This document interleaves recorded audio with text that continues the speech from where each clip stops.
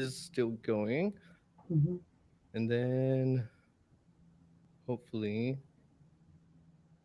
there it goes. Haha, success. All right.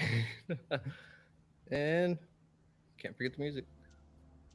Hello, hello, and welcome back to Retrieving Sanity with your podcast host, Keegan. And this is your podcast for all mental health, addiction, recovery issues, and topics. Sorry. And today we have a very special guest, a psychotherapist and the author of one of my very favorite books, Constructive Wallowing: How to Beat Bad Feelings by Letting Yourself Have Them. And she is here today so we can talk to her all about it and hear from her and see what her story is like. So, hello, Tina. How are you doing? Hello, I'm very good. How are you today, Keegan? I'm doing well. I'm super excited to speak to you because your book has changed my life. So, That's but, amazing to hear. hmm and that is not a like overstatement either because it is what got the ball rolling for me in rehab. And that's really what got me connected back to my feelings because uh, in earlier episodes, I had mentioned that as a man in our society, I've been taught that I can be happy, angry, hungry, and horny, and that's Right. pretty much it. Yeah. And so my therapist gave me a little feeling wheel and your book and was like, here you go. And it took me a while to read it, but is because I wanted to internalize it. So I'm Yeah. excited to speak to you about it. And I also see that you're doing stuff with estranged adult children, correct? Right. Yeah. Sweet. I'm actually focusing on parents of Okay. those estranged adult children because it feels like lots of therapists are good with estranged adult children. Hmm. They have a lot of understanding and sympathy, but it's a little bit harder to find therapists who are really experienced in working with parents who Mm. are unwillingly estranged from their adult children. Their adult children have gone non-contact, no contact, and they've said, "I don't want to talk to you anymore," or they haven't said anything. Hmm. And the parents are just kind of left wondering, "What happened? How did we Yeah, get here?" So that's who I kind of focus on helping right now. that's awesome. Mhm. And that does definitely sounds like a demographic that a lot of people don't think about because it's not a one-way street all the time. It's a two-way street, and Mhm. sometimes, just like addiction, we don't get to see our way or the other person's way. Right. From my uh, guess, at least, right? So, um, Yeah. I do have a couple of questions, but first of all, would you like to just tell us a little bit about yourself? Just like where you're from, what got you into psychotherapy, all that kind of stuff? Sure. Yeah. All right. Well, I guess my relevant story starts when I was 30 and sort of Okay. stumbled upon therapy and Uh, realized, hey, there's a world of emotions here and they all have names and it's okay.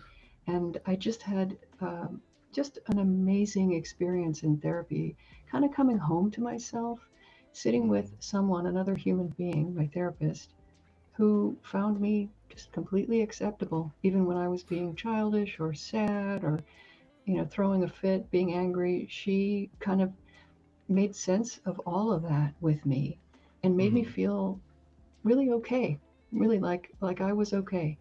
And I think that changed really the course of my life because at the time I was working in a job that was cool but wasn't very meaningful. And I decided after some introspection to pay it forward and become a therapist. So 10 years later, at the age of 40, I graduated with a master's degree in counseling psychology, and I started my career as a therapist helping other people.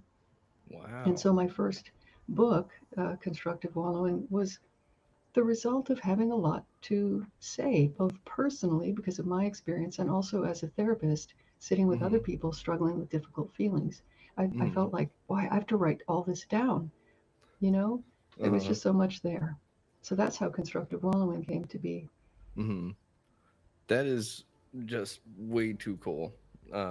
And I love that story because you're coming from a place of need as well.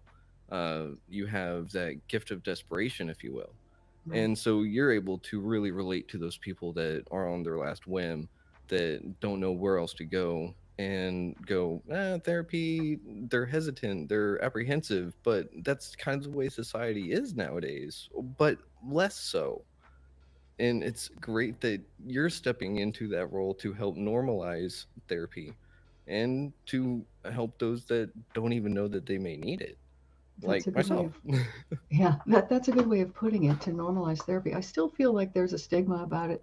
I still Hmm. find people who believe that only, really like sick people need therapy or should need therapy. Or if they go to Hmm. therapy, they're going to be told what's wrong with them, Hmm. rather than what I think of therapy as being, which is learning that you're lovable, learning that you are whole already, that you were Hmm. born whole, and that any problems that you've had in relationships and in life kind of are very often born out of wounding of that Hmm. perfectly whole person who's adapting to difficult circumstances with different kinds of behaviors and stuff. So I feel like therapy, it should bring us home to ourselves and help us love ourselves more, not feel like we're broken and we need to be fixed. Oh yeah, for sure. uh, because I know whenever it was explained to me through the prodigal son story, Hmm. uh, how he came to himself. You saying I came home to myself, that just kind of clicked that same bell, and I was like, oh hey, yeah, I remember that, and that Yeah, feeling is beyond measure, because right. that's what I had in therapy and everything too. So it was kind of like there was a missing piece that whole time, and I never knew about it. But let me put it this way: I didn't know that there actually was that piece there for me, because, like you said, I thought all these bad things about it. Like I had already seen a psychiatrist, so that was years before. So why do I need therapy? I already have Hmm. medication, Yeah. but medication is just like the band aid for mental health, in my opinion. Hmm. So I Hmm. think I agree. therapy and that inner work is the real, what I could say, treatment, or at least what we could define as treatment for mental health. Because for me, I think, do we do we ever really get rid of traumas or those wounds, or is it just something that we learn how to cope with and adapt around? Wow, that's a huge question. And I would let survivors of trauma answer that each for themselves. Mm-hmm. Because some people will say it's with me every day, it always will be. Some people will say I feel, somewhat healed. But Mm-hmm. I really think it's a very personal experience. I do Yeah. believe that healing as a process is possible for everyone. Are we ever the same Mm. after a trauma? Mm-hmm. Maybe not. Maybe Yeah. we're never the same. Mm-hmm. But are we stronger in the places where we were cracked before? Possibly. So Mm. maybe not the same, maybe different, but strong Mm-hmm. and whole in a new way, perhaps. I mean, that's, I think, the Oh. goal of healing from trauma. Ah, I really like the way you put that. And the way you put that, replacing everything with stronger pieces. For some reason, it reminded me of that old analogy with that ship. If you take an old ship and you start replacing it piece by piece, Hmm. after the end, is it the same ship? And it's Yeah, like, that's, it is, and it's not. But, well, yeah, like, it's like the body. If you think about the cells of the body, we don't have a single cell, I don't think, that is the uh, same as we were born with right now. uh-uh. So are we the same people? It's about a 7 year cycle, I think, all the way through to the bones, even. So, Yeah, yeah. but yet there's something that endures about us, Mm-hmm. right? So when I think of trauma and piecing back together, I think of those pieces as being the original pieces, but the glue as being the strength. Like the Mm-hmm. repair is what makes the Mm-hmm. strength, not that the pieces have necessary. I mean, we're just quibbling about metaphors here, Yeah, but yeah, yeah. you know, Yeah. uh, I do. One of the reasons that I love doing the work of therapy is I have tremendous faith in people's Mm-hmm. ability to heal. I just keep seeing it. That's what keeps me coming to work all the time and working with really difficult problems. Is I Mm. just have this eternal faith and confidence in people's will to heal and their will to grow, despite Mm. amazing, just like devastating impacts on their lives from various things. Yeah. It is inspiring what the human spirit is capable of. And Absolutely.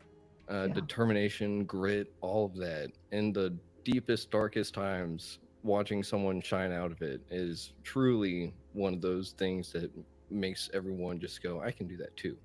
Yeah, And oh, go ahead. it's inspiring, but it can also be confusing Yeah. because when someone has experienced like post traumatic growth, it can Mm-hmm. feel like, oh, I'm supposed to be okay too, even though I had a similar trauma. We can start to Oh. compare ourselves to somebody's later stage when Mm-hmm. we're at a different stage and we think we're Ah. doing it wrong because we don't feel strong, because we don't feel healed, because we don't feel like we're past something enough. Uh-huh. So the confusion is just because, where I'm going is to a more satisfied, fulfilled place doesn't mean I'm there now or I should be there now. Mm-hmm. It's valid to be walking the walk toward that place. Mm-hmm. It's valid to feel if you feel broken, if you feel that you've been victimized. Anything that you're experiencing is a completely valid place along the path that you're on. Mm-hmm. Yep. And, Uh and I think good therapy involves acceptance. mm-hmm. A therapist helping you to learn to accept yourself. Mm-hmm. And that's, the tricky part is to find a therapist who is um, able to accept themselves as well as you. We're Oh. all human. Mm-hmm. So it can be, that's why I tell people, when you're looking for a therapist, if you feel like, judged or something right from the get go, you might want to try somebody else Mm-hmm. because it can be a while to find the right fit with somebody who is at least you know, enough healed in their own process that they Mm-hmm. can accept you and yours. That's a really interesting way to put that. Huh. And so you called that post traumatic. Sorry, don't let me speak into that that way. You said it's post traumatic growth. Growth. Wow, Yeah, I've never heard yeah. of that. I've heard of that term. I'm not an expert in it. I'm not a trauma Mm-hmm. specialist, but there's literature on it. If you're interested, you can just, type in that phrase Yeah, and read about it. yeah, I'm going to have to I, because if that goes along with what you were talking about, that little bit of comparison, that kind of goes in line with recovery as well, because people have different walks of recovery. Not everyone is the same. And I right. watch people compare themselves, and then it just can destroy them too. Right. So Because it's, again, it's like I'm not good enough. I'm not enough. I'm not hmm, doing it right. yeah, And I don't. I think emotionally healing. It's hard to heal in an atmosphere of judgment and criticism. hmm, it is. It's And just so like that, it's hard to heal physically when you're constantly your wound is being scratched or scraped open. hmm, yeah. Uh, but isn't there a type of therapy though where you are exposed to your triggers and such so that you can get desensitized to them, correct? Yes, especially with phobias. Mm-hmm. Um, uh, Exposure and response prevention is kind of as far as I know, what I recall about this, that's the gold standard of treatment for phobias. If Mm. you're afraid of snakes, what we Mm-hmm. want to do with you is we want to get you into a room with a snake and have your nervous system just completely relax and be cool so that you can. Exposure is exposure to the snake. Response Mm-hmm. prevention is we keep you from running out of the room. You have to stay Ah. still. And then eventually your body gets exhausted Mm-hmm. from being, afraid. And then so that's one type of exposure therapy that you might have heard of. Mm-hmm. But what you also might be talking about is something about exposure to triggers. Oh, also OCD, maybe obsessive Mm. compulsive disorder might Yeah. involve exposure and response prevention. Mm-hmm. But I think with trauma, that sort of exposure, I think there might be different schools of thought on exposure Mm. to triggers. Mm-hmm. But in any case, if people are exposed to triggers and trauma, what you want to avoid is re-traumatization. Like just Mm. willy-nilly exposing yourself to triggers is not. Yeah. I don't think it's necessarily healing. Mm-hmm. Um, it has to be. I think you might want to actually have an interview with a trauma specialist, someone who works with Oh. Yeah, survivors of trauma all day long. That would be a very interesting interview. that would be. Um, and I know I've interviewed some of them on that, but not. We didn't hit that part, so that is definitely Mm, something I'm going to have to get back with on a yeah. couple of them. But you did bring up something that reminded me something right out of your own book, and it's the red flags or the flags that we ignore end up controlling us, and that kind of hit me on with what you were talking about. Um, I'm trying kind to of, remember. It's sort been a of. while since I've read my book. You're gonna have to Oh, I'm help sure, me out. but so what you're saying is whenever you're experiencing traumas, so you're having, say, in your book, you use the example, you keep getting a loser boyfriend or something, and you keep Hmm. going, I don't want him, but you're ignoring the red flags early on in the Right. relationship or Yes. before. Yeah, so it Right. kind of sounds similar to that, or am I kind of reaching out on a limb there? No, no. Well, I do want to say because I did not say this enough at all in my book, from what I Hmm. recall. But constructive wallowing is not a trauma treatment. No, I mean, I no, think no, no. with trauma, you want to treat emotions um, kind of in a special way. It constructive wallowing is more kind of like day to day emotions. Mm-hmm. I really didn't say that. I think I might have sort of mentioned that in passing once, Mm-hmm. but really, that's if people are aware that they have trauma or whatever, I wouldn't. Constructive wallowing is a tool for sure in Mm-hmm. dealing with emotions, but I would absolutely seek treatment with a trauma specialist. But so with that, a disclaimer. Mm-hmm. Let's talk about missing red flags. I think the idea is other people might see red flags Mm-hmm. in our dating or in our relationships that completely go over our heads. And there are Mm-hmm. different ways to think about it, but one of the ways that I think about it is it's like when you haven't been safe in relationships in the past, Mm-hmm. your your safety meter, it goes kind of off because Mm-hmm. your baseline is you're not safe. You're Mm-hmm. not safe. So if somebody who isn't terribly safe comes into your view, the meter isn't going to go ding ding ding ding. Mm. Unless they're holding a gun to your head, your meter is Yeah. not going to really go. The alarm's not going to go off. Mm-hmm. So you end up missing what other people see as clear red flags. Somebody who's very controlling, for example, somebody who doesn't want you to hang out with your family or friends. Mm-hmm. Um, if you're used to that kind of control, and unfortunately, lots of people are, they're Mm-hmm. not going to go, oh, I don't like that. I'm going to stay away from that. Or they might say, I really don't like that, but Mm-hmm. what are you going to do? It's part of relationships, right? He Yeah. wants to control me. He loves me. So there's a whole different framework that you may Mm-hmm. have um, embraced just because of your experience. Mm. That's a really good way to put that. Um, but since you did mention this is not about trauma necessarily, let's get down to the nitty gritty emotions. Uh, Okay. because that's what constructive wallowing is all about, is understanding your emotions and getting to understand what, to me, I got what is emotional intellect of a sort, right? Because Mhm. I didn't know what it was. I was like, I got like four or five emotions tops, and I'm not able to express like half of them in public. So, Right. like, uh, but constructive wallowing, whenever I first read the title, I was like, this is not gonna work. I was like, Right. what is this? And how to have beat bad feelings by having them. I was like, no, I've been drinking alcohol for 10 years trying to get away from the bad feelings. I found what works. Why do I need to have them? So Right. how did you say in your book how you got started with it? And I read introduction, and I started crying. I had to put down the book, and I was like, okay, I'm sold.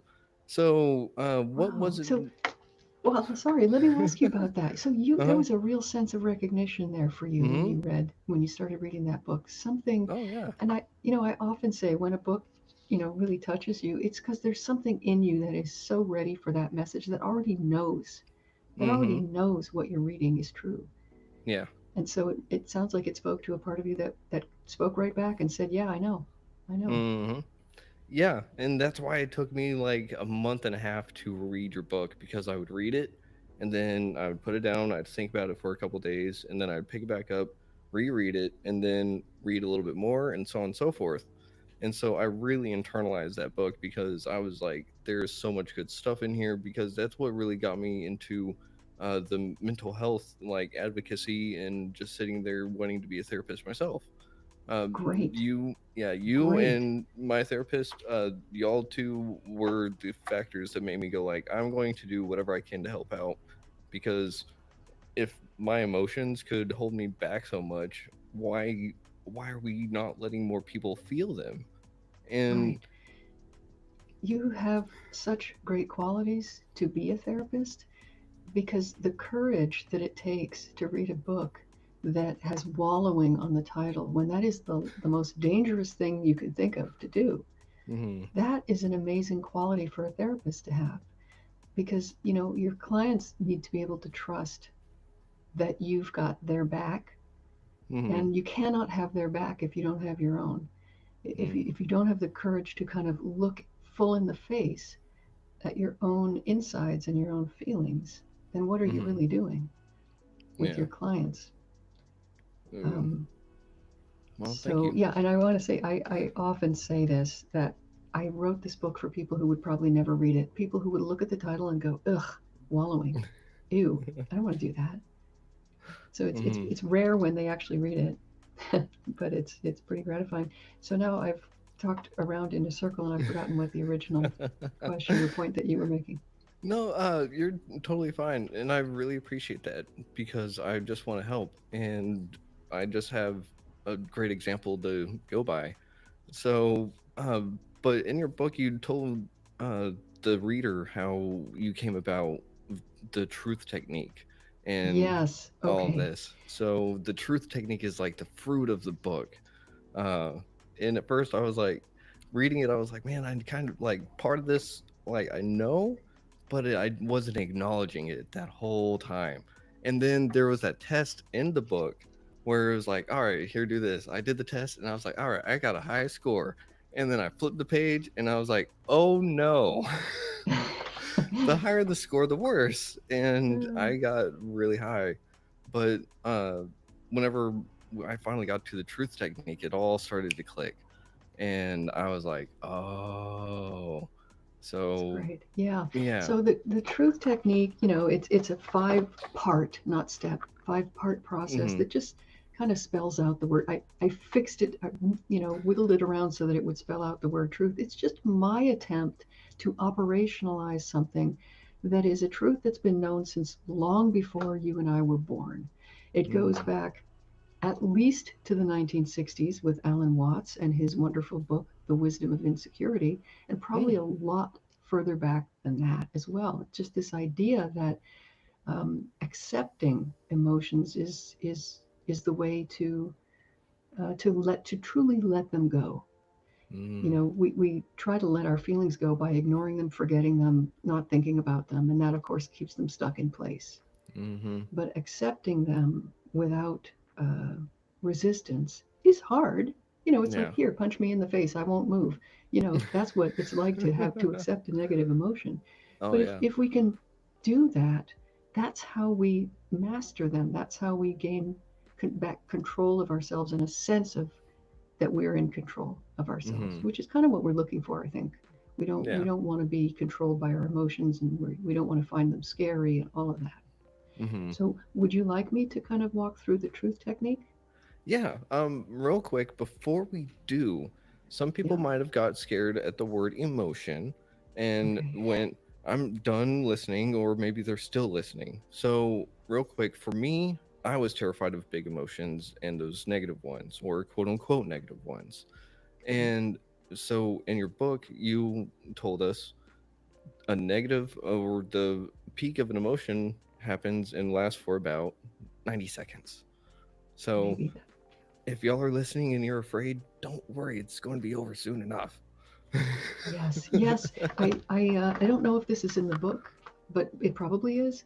When you're super happy or feeling amazing about something, those rare times when you're just like, oh, I love how I feel. Mm-hmm. You try to hang on to it as long as you can, don't you? I mean, Mm-hmm. I wish I could feel this way forever. Uh-huh. You know, if I'm feeling content or excited or surprised or in love or something, I want to feel that way forever. And so I just like embrace it, I savor it, I, really wallow in it. Mm-hmm. And what happens to that feeling? It goes away Mm-hmm. because it gets to do what emotions all do if they are allowed to do what they naturally do, which is Mm-hmm. it gets triggered, it arises and peaks, and then it dissipates. Mm-hmm. It's just like a yawn or a sneeze. There's an onset and then a Ah. peak and then it's over. But with so yeah, so if we can, I don't want to use the word savor, but something if we can embrace Mm-hmm. a negative feeling that we really don't want to have, it will do the same thing that good feelings do. It'll peak Mm-hmm. and it'll go away. And if Mm-hmm. you feel like, wait a minute, I've been feeling depressed for years. Mm-hmm. Okay, some people might say, I've been feeling the same way every day for years of my life. Mm-hmm. Um, that is can be explained by, well, first of all, depression is not an emotion. Depression is kind of a result of the emotions being kind of the works being gummed up. And when Mm-hmm. you're depressed, I mean, it's different from sadness. Mm-hmm. Sadness is more acute. Yeah. Depression is more a state of the machinery rather than an emotion. Mm. But let's say Okay. you've been feeling, sad every day. Well, it Mm-hmm. may be that every time the feeling comes up and Mm-hmm. you see it out of the corner of your eye, you go, I don't want to feel that. And maybe you Mm-hmm. bat it away Mm-hmm. naturally, because nobody Yeah. wants to Yeah. feel sad. But of course, the feeling is still unfelt and it's like tapping you on the shoulder. What about now? Can I come up now? What about now? Is now okay? Uh-huh. No? Okay, I'll come back later. So you may be plagued. That's Mm-hmm. that's one possibility, and another is that the feeling is triggered again and again and again every day because you're faced with a situation that isn't changing. Mm-hmm. And in that case, the problem that needs to be solved is in the situation. It's not in Mm. your feelings. Your feelings are matching this Mm. unchanging situation. Okay. Gotcha. Um, so that leads us right into the perfect example of why don't you walk us through the truth technique? Okay, and you can help me maybe because you've probably read this more recently than I have. So when you're having, first of all, you can only do this when you're actually having a feeling. Mm-hmm. Okay, so you're having a feeling. Yeah. You can't. This is not an intellectual exercise that you do, in Hawaii while you're sipping a drink and remembering that you had a feeling once. This is like in the moment. Mm-hmm. Okay, so do you want to imagine a scenario where you're having a feeling right now? Um, yeah, yeah, I got one in my head. Okay, Okay, so do you want me to walk you through the scenario real quick? yeah, All that'd be right. great. So let's say at a past job, I had a coworker that seemed to be either incompetent and or lazy, but they were newer to the job than me. They were younger and therefore less experienced. But I'm getting upset at their work ethic, right? So I'm sitting here and I'm a little upset at their work ethic because of those factors. So now we can go through the truth The truth technique. technique. Okay, so Mm-hmm. number one, tell yourself the situation. So you just did that. Mm-hmm. In Yep. a way, you said, okay, here I am at this job. Here's this newbie who Mm-hmm. looks to me like they're barely working, Mm-hmm. and I'm upset about it. Yeah. Did I miss something? What would you Nope. add to that? That would be a good summary of it. Okay, so that's T, tell yourself the situation. And then the R, which is often difficult, is Mm-hmm. I think it's realize what you're feeling. Yep. So Okay, so um I'm mad. That without a feelings will, I'm mad. This is yeah, before I read Constructive Wallowing me. I'm just mad. I think that is very understandable, but we can talk about why. But yeah, Mm-hmm. that would be the first one that might come to mind. What else? Anything? Let's see. So I'm not just mad. Maybe I'm a little bit jealous because he seems to get the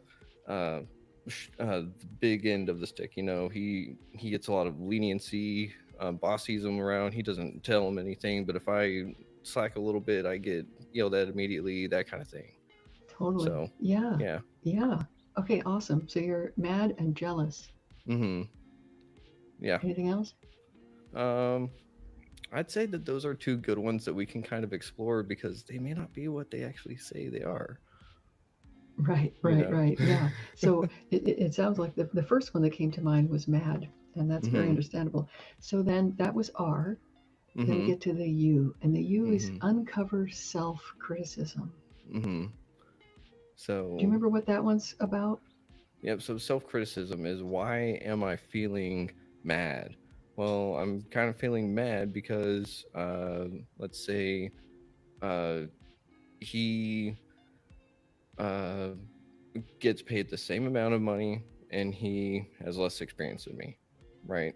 So, um, Okay, go ahead.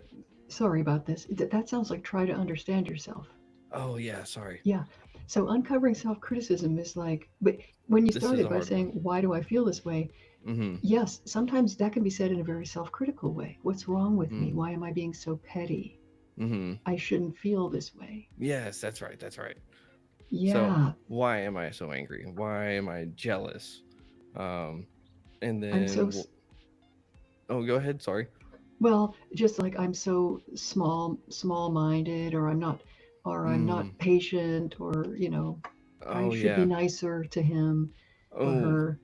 yeah. Or maybe I could help them out too. Like, why aren't I doing something? Why aren't I helping? Yeah. Mm-hmm. Oof. I, I, Ooh, I cringe yeah. just, Thinking about because that it's one kind of makes me, that makes me think I have responsibility in my own feelings now. right. So, I mean, the uncovering self criticism will usually unearth something like, Mm-hmm. I'm a bad person for feeling this way, Mm. essentially. Mm-hmm. So Mm-hmm. you want to kind of because and the reason that's there is because we really want to get deep into if there's shame or something softer underneath Mm-hmm. that is fueling the reaction. Mm-hmm. And we want to let it go because when we criticize ourselves, as I said a little bit ago, it's hard to heal in the presence of criticism. Mm-hmm. So instead of criticizing ourselves, oh, I shouldn't feel this way, I'm being so petty, we Mm-hmm. go to the next T, which is try to understand yourself. Try to Yes, understand, why would a good person feel angry when this newbie is slacking? because I'm not helping. That's what I would say to myself, because I'm not Oh, doing something to actually help, because I'm the person with more experience. They're new. Why can't I do something to help them? I okay. see something. Yeah. I'm glad you're saying this, Keegan, because I'm hearing self-criticism Mhm. in your, I should be helping, Mhm. you know. Um, the if you try to take your own side, which the second Mhm. T is about, you might say anyone would get angry in the face of an injustice. It is Mhm. unfair that we're getting paid the same and I'm doing all the work and this person is not. That's Mhm. not fair. Yeah. No wonder I'm angry. We humans get angry in the face of injustice. Mhm. We like fairness. It's normal and natural to get angry when it seems like we're in an unfair situation. Mhm. That's taking your own side. Mm. That way, you're your own best friend. Right. That's what that second T is about. Try to understand yourself. You, Mhm. not that newbie person, you Mhm. know, because the truth technique is not about how you treat other people or what you're going to do about it. It's about how Mhm. you treat yourself when you're having a Mm. feeling of anger. Do you Mhm. race to judgment? You should be Mm. nicer or you should do more? Or do you just go, yeah, yeah, I see why you're angry? Mhm. But so many people think that anger is a bad emotion. So why Well, would you want? Why do we like to or not like to admit anger? Because it's negative. So right, this is how we get through it, though. right. I mean, I think a lot of us grow up with pretty not great models about anger. Mm-hmm. Some of us grow up in homes where anger is frightening and loud and scary and damaging. Mm-hmm. Others grow up in homes where anger is never seen Mm-hmm. So it must be terrifying if you can never express anger. It must be something very, very bad. So we have Mm-hmm. these different models or lack thereof of how to just have a healthy anger and express it Mm-hmm. in a normal, reasonable way. Mm-hmm. It's okay to be angry. And it, to me, it doesn't, feeling angry doesn't feel bad, Mm-hmm. as feeling ashamed of myself feels. That feels much worse to me than anger. Mm-hmm. Or remorse feels Mm-hmm. worse to me than anger. A lot of things feel worse to me than anger. Anger is problematic if we don't know what to do with it. Mm-hmm. It's the behavior around anger that's a problem. But I Yeah. think a lot of people are walking around with very good reasons to be angry, and Oh they yeah. have no outlet for Mm-hmm. their anger. And depression has been described as anger turned inwards. You may have heard that Ooh. before. Mm-mm. I have not heard that before, but that makes a lot of sense. Yeah, because when there's no outlet for your anger, the last Mm-hmm. thing you can do with it is like aim it at yourself. Yep. So how would someone go about having that mad feeling without Hmm. directing it towards themselves? Okay, Because that's that last H, that's right? the H.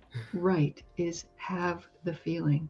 So Mm-hmm. anger is a feeling that does like to get physical because there's Mm-hmm. a lot of energy Mm-hmm. potentially in anger, especially in rage.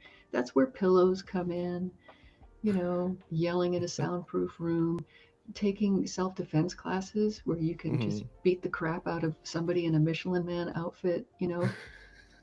So go for a swim, something that takes a lot of exertion Mm-hmm. to just get rid of the physical. There are a lot of healthy things you can do physically to kind of burn off some of that energy.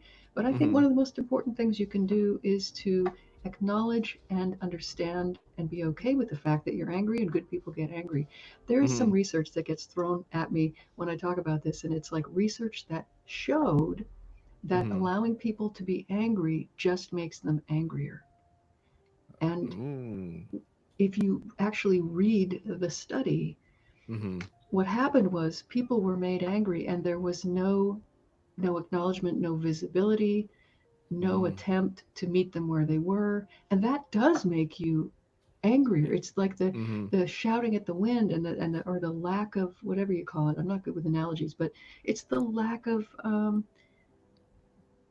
Being of heard, being heard. essentially. Yes, there's de-escalation Mm. tactics. I've never taken a de-escalation class that I recall, but I know that they teach de-escalation, and Mm-hmm. I actually maybe I did have one time took some de-escalation training when I was working at a nonprofit, and I think one of the things to do was not to like calm down, not to try to Mm-hmm. get the person to calm down, but to match their energy and say, Mm-hmm. yes, that is frustrating, to kind of meet them up there and say, I know that's very frustrating, and Huh. you basically let them know they're seen. Mm-hmm. And as soon as you feel seen, and you called it, you Mm-hmm. called it. As soon as they feel heard and seen, they begin to calm down. Mm-hmm. Because anger can almost be like just an escalating terror of being completely alone and Mm-hmm. misunderstood and Yeah. ousted from the group. Yeah. Yeah. It could be total being afraid.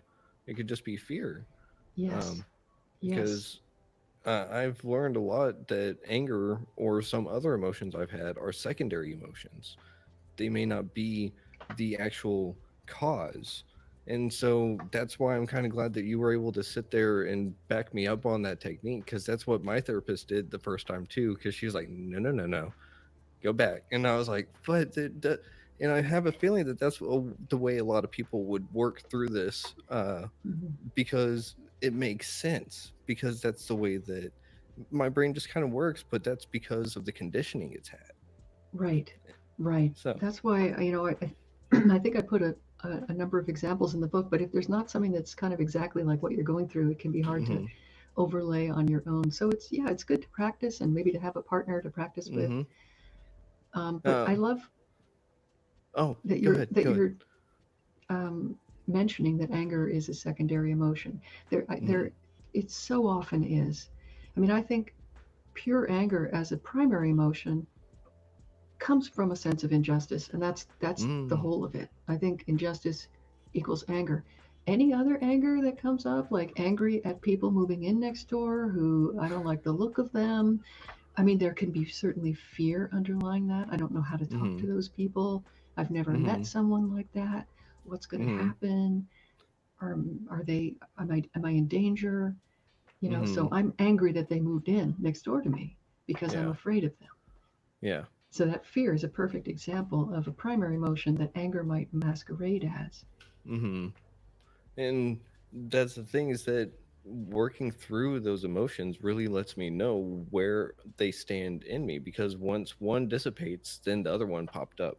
And Right. we're at the 40-ish minute mark. So I wonder if we can tackle the bunnies in the cage scenario, because that's kind of why Okay. we can't have emotions sometimes. At least in my case, because I had emotions. You couldn't tell me I didn't, but they were all negative. Mm-hmm. So I think that was about trapping your emotions inside and not really Hmm. finding ways to express them. Yep. They just tend to they multiply, Yeah. or in the case of emotions, they get bigger. And there's also the idea that they're also like butterflies in a barn, where you might want to let the blue ones out, the pretty happy Uh huh. ones, but the red ones also get out if you open a window. So Hmm. they're either all out or they're all in. So Hmm. so if we're suppressing our emotions, if we're just trying not to feel our rage or whatever, our fear, and we're hiding it from ourselves, we're also not going to feel a lot of joy Hmm. or a lot of just lovely, nice feelings. We're going to be kind of like monotone, Mm. emotionally monotone. Uh huh. And that's kind of where that depression would kind of come into play. You Yes, Because exactly, now you have your new baseline, and so it exactly. because I have bipolar. So I understand what it's like to feel in the extremes, but whenever I'm in the middle, I don't really feel that much. And Ah, so that's kind of similar in a way, I would mm-hmm. think. Yeah, that's great that you picked up on that. That monotone being kind of one manifestation of a depression. Hmm. Um, and how long? I mean, is it okay if I ask about your bipolar Yeah. diagnosis? So I think I was diagnosed bipolar whenever I was back in high school. Mm-hmm. But then whenever I went to rehab 3 years ago, that's where I was re-diagnosed, and now I'm medicated properly. So it is getting to the point where it is manageable. I am feeling, but there's still that weird feeling of like I'm not feeling the all the way, but it's still so much better than it used to be. So Yeah, yeah. that sounds like a kind of a challenging experience to have, Mhm. emotions that are extreme. I mean, they feel Mhm. extreme, and then in order to kind of get those under control, everything gets flattened out. Mhm. Is that your experience, that you kind of do have Yeah. more of like a monotone? Well, it kind of depends. So for a while, I was on antidepressants Hmm. when I was in high school. But one day I was watching stand-up comedy, and I was like, I'm not laughing, and so cut those off. I never touched anything else again except for anti-anxiety medication, and then I was off of that for a few years, and then got uh, where I'm at now. And it's weird because everything has its ups and downs, and I've just now found what works the best. And really, the missing piece was therapy and knowing how to work with my emotions. Hmm. So, and that's the thing, is I was letting them control me. I wasn't learning how to manage them. So, Or express them in mhm, ways that were satisfying and significant. mhm, And also, nature is playing a role for you. yeah, You talked about that a few episodes back. That it sounds like you feel mhm, quite, quite good mhm, when you're yes, out there. yeah. I don't know if it's because that's just who I am, or it's because I grew up outside so much, but there's something about being out in nature that just kind of it de-stresses my body on a subconscious level, and it's really interesting. Yeah, well, it sounds like it's pretty conscious for you, and I admire that, and I kind of envy that, because I feel like I feel, I mean, I believe that there's research that shows Mhm, that our mental health is improved by spending time just outdoors Mm-hmm. with a little bit of nature, like a tree, a plant. So Yeah. it's good for all of us, but you're really in touch with the Mm-hmm. difference that it makes for you. Mm-hmm. Yeah. So that's pretty And cool. yeah, and I think it kind of has to deal with I've tried so many different things, but at the same time, I also stopped because I was in such a depressive state for so long that I was letting my BPD win, I was letting my alcoholism win. I was essentially a shell of a person. And so in recovery, I'm actually becoming who I was again and then building on top of that. So it's a really weird, like, time machine game because it's like I went back, found the part of me that I lost, and it's like, hey, bud, come on up here. And then he's like, oh, cool. And then it's like, oh, by the way, I'm catching you up on like 10 years of stuff and go. And it's it's really interesting, but the intricacies of it make it so beautiful at the same time because I wouldn't want to change the past, but damn, was it hard. Yeah. But at the same time, I know that my past is nothing compared to other people's, and so that's why I'm trying to really help. I'm not comparing. No, no. I saw that look. I'm What I'm saying is that I know that for me, my story is my story. I Mhm. want other people to know that their story is their story too, and they can be heard, because that keeps so many people quiet. And your Yeah. book helps people get a voice within themselves. And I think that that is where it really kind of starts, is having that inner That's voice. yeah, So, that's the hope, is that through the darkness and the difficulty and the heaviness and the anguish and the hard things about our emotional lives and our wounding that makes it mhm, so acutely awful, through that we kind of make our way to a better place, a more expansive place with not we're mhm, not different people, but we can express our full whole selves differently. mhm. Yeah. And That's the hope. I think that we're getting there one step and one day at a time. Uh, and it Yeah, starts with normalizing therapy, normalizing mental health, and just normalizing that it's okay to ask for help too, or say very I'm much so. not okay. It's okay. Yeah, So, because the fact is, most of us are not like 100% okay, just for various reasons. And, pretending that we're okay, it just makes us harder to relate to. mm-hmm. Yeah, that's a big one right there. Uh, and I never even I may have thought about that before, but it never really clicked. Why am I feeling like this? But everyone else says I'm doing good. You know? Mm. Hmm. There's that whole comparing our insides to other people's Hmm. outsides. My Facebook reel to yours, right? My people in social media kind of seeing what some people do and their highlights, their vacations versus my vacation. Yeah, So yeah, yeah, it. right. But all I know is that it's not easy to do it. And like you said at the very beginning, having the right therapist or the right support system is crucial. Uh, so, one of my questions on that is, for someone that's curious about finding a therapist, what are some of the questions that you would ask finding a therapist that's, well, right for you? Yeah, great question. Okay. I mean, I would, after I have presented my problem or whatever it is that I'm experiencing in life, I might ask the therapist, what do you hear in that? How would you work with me? Mm-hmm. Okay. Because a therapist, we have all different modalities and approaches and theories that we're coming from, Mm-hmm. but someone who mm, I think it's important to come with some ideas, Mm-hmm. to be able to conceptualize what's going on in a way Mm-hmm. that the client can understand. So Mm. I would want to know that, well, I guess, I would want to know that the therapist heard, what I'm going through. Mm. Can they even say back to me what's important to me about what happens in therapy? Ah.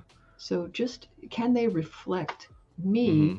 or are they coming at me immediately with, here's how I work with people. Mm-hmm. Well, I mean, and there's nothing entirely wrong with here's how I work with people. Someone you Mm-hmm. want someone who knows, who has a way, an approach or whatever. So Mm-hmm.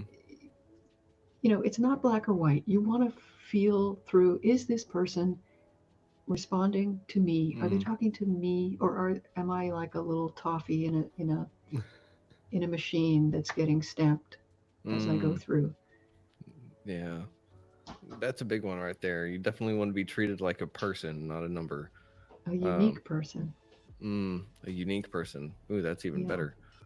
Um, and but yeah, so I really appreciate that little tidbit of advice because you never know who's actually right on the verge of saying, "I'm going to go get help," and then they don't know what to ask, or so many Right. people are just right there, but they just don't take that next step.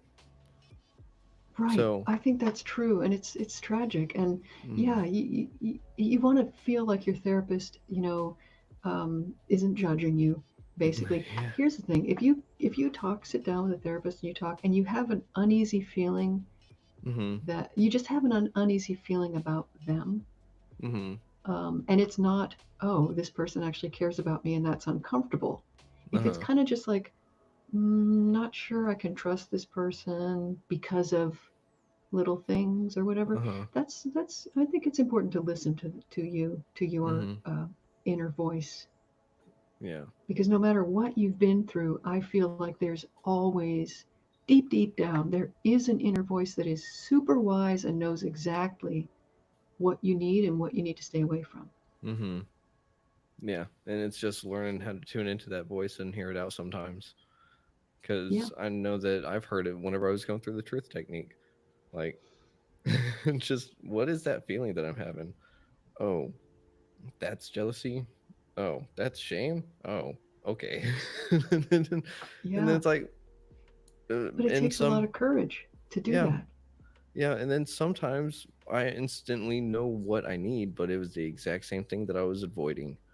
It's interesting how that works. I know. Yeah, that's kind of the tricky thing. So that's why when you're talking to a therapist, if you're uncomfortable, Hmm. maybe because they care, or because they're too gentle with you, or something like along those lines, Hmm. that might be, your little voice may say, okay, give it a little bit more time. Let's see Hmm. if this is something I can tolerate and if it's good Yeah. for me.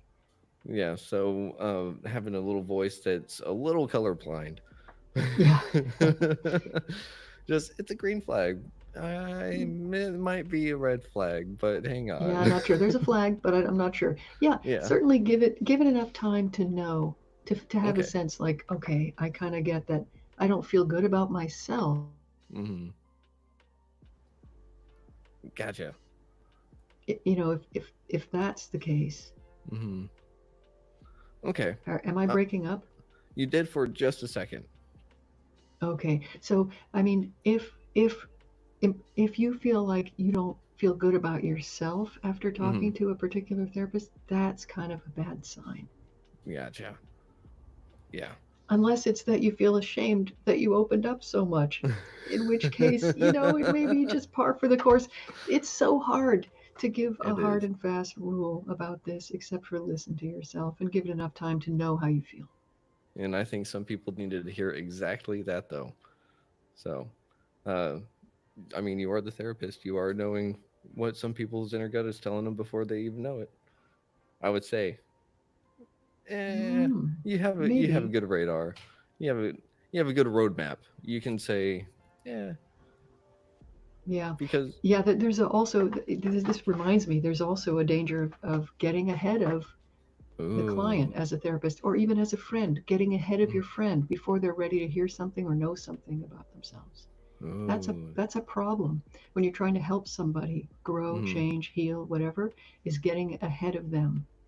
ooh, that's a good So, one. yeah, it is. It's very subtle. You have to stay with them where they're at, Hmm. with acceptance. Acceptance doesn't keep people stuck. Yeah, Acceptance helps people get unstuck. I think a It's lot. it's a Go on. paradox. Yes, it is. I was about to say it's one of the amazing paradoxes. Uh, and Great that's a lot minds. of Yeah, it's a lot of mental health. It really is. Because one thing causes this, but at the same time, it's exactly what I needed. Yeah, Um, but we exactly. we are near the end of the episode. Okay. So here at Retrieving Sanity, we do like to try to have people on multiple times. Whether you write a new book, we want to explore the truth technique a little bit more, or we want to explore the paradoxes in mental health. So could I ask, could we possibly see you back on Retrieving Sanity at some point in the Of future? course. Yeah, it would be my honor. Awesome. Well, it'd be my honor as well because it's already been a privilege having you on. So, It's um, been great talking to you. I appreciate your spirit, your curiosity, your compassion, well, thank you. just your soul. You bring it to your work here, and I think you're doing a great service for a lot of people, for everyone who listens. Well, I appreciate it. But it really is just to help everyone else. And did you know though that we have a national suicide hotline that is of very simple three numbers? Oh, three numbers. Is it Uh three huh. one one No, no, it's nine eight nine eight. eight eight? Yeah, it's right. Right behind me. Terrible that I didn't know that. Oh no, it's okay. Nine Not eight eight. Yeah, not a lot of people know, but that's why we got to let everyone know. If we can teach our kids how to dial 911, why can't we teach our friends and loved ones to dial 988? So, Brilliant. I love that. but before we go, are there any shout outs that you want to do? Any social links or just anyone or anything in particular you want to give a shout out to? Well, just to everybody in recovery, I admire what you're doing. Um, Belated congratulations to you on 3 years, Oh, is it? yes, ma'am. Thank Was you. it? Yep. And if anybody is interested in um, the work that I'm doing around estrangement or whatever, you can find me at tinagilbertson.com. And I have another website at reconnectionclub.com. That's for parents whose adult children are not Hmm. talking to them. It's a pretty specific group of Gotcha. people. That is awesome, though. And you do have a podcast with that, don't you not?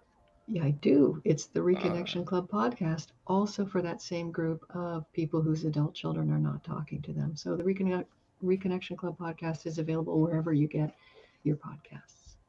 that is way too cool. Well, I hope we get some listeners to your station. And then again, I kind of hope we don't because then that means that there's more strange children out there. So, Hmm. I Yep. mean, that's one of those double edged swords. I hope the people that need you find you, and I hope that the people that don't know that there's a source out there for those that they do know. So, And right back at you. Same. well, thank you Yeah. very So much. thank you for having me. It's been a pleasure. It has been a pleasure as well. And that is all the time that we have. So, for everyone listening, thank you for checking us out on WDJY FM. This has been our very special guest, Tina Gilbertson. Bye All for right. now. Bye Thanks bye. again.